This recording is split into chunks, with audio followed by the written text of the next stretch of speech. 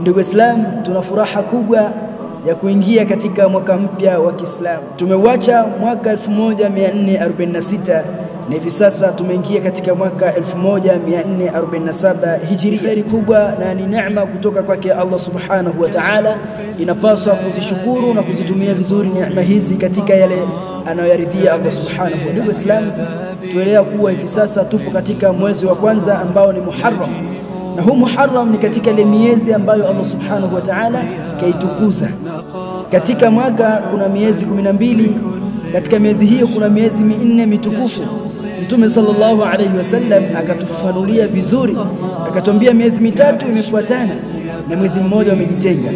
Miezi 3 iliyofuatana ni huu Dhulqa'da, Dhulhijja na huu Muharram ambao tupo, na uliojitenga ni mwezi wa Rajab.